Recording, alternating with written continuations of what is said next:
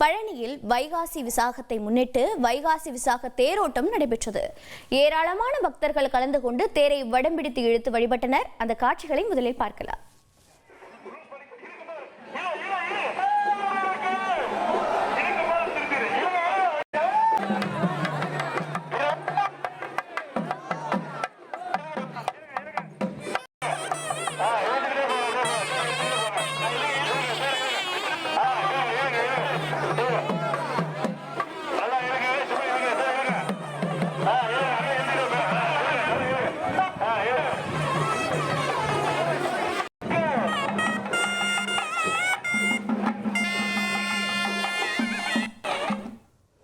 மேலும் தகவல்களை நமது செய்தியாளர் அழகேஷ்குமார் வழங்கிட கேட்கலாம். அழகேஷ்குமார், வணக்கம்.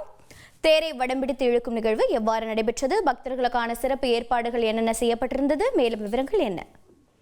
முருகனின் அறுபடை வீடுகளில் 3ஆம் படை வீடான பழனி தண்டாயுதபாணி சுவாமி கோயிலில் ஆண்டுதோறும் வைகாசி மாதம் வைகாசி விசாக திருவிழா விமர்சையாக கொண்டாடப்பட்டு வருகிறது. அதேபோல இந்த ஆண்டு வைகாசி விசாக திருவிழா கடந்த 3ஆம் தேதி கொடியேற்றத்துடன் துவங்கியது. 10 நாள் திருவிழாவின் முக்கிய நிகழ்வான வள்ளி தெய்வானை முத்துக்குமாரசுவாமி திருமண நிகழ்ச்சி நேற்று நடைபெற்றது. அதனைத் தொடர்ந்து இன்று திருமண கூடத்தில் வைகாசி விசாக திருத்தேரோட்ட நிகழ்ச்சி இன்று நடைபெற்றது. அலங்கரிக்கப்பட்ட திருத்தேரில் முத்துக்குமாரசாமி வள்ளி தெய்வானை சமேதரமாக எழுந்தள்ளி 4 வீதிகளிலும் வலம் வந்து பக்தர்களுக்கு அருள்பாலித்தார். தேரோட்ட நிகழ்ச்சியில் ஏராளமான பக்தர்கள் கலந்து கொண்டு அரோகரா கோஷம் எழுப்பியபடி தேரை வரம் பிடித்து இழுத்தனர்.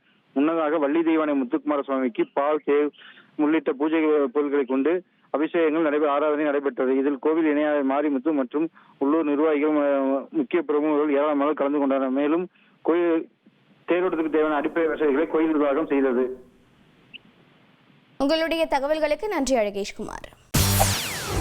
செய்திகளை உடனுக்குடன் தெரிந்து கொள்ள உடனே சப்ஸ்கிரைப் பண்ணுங்க.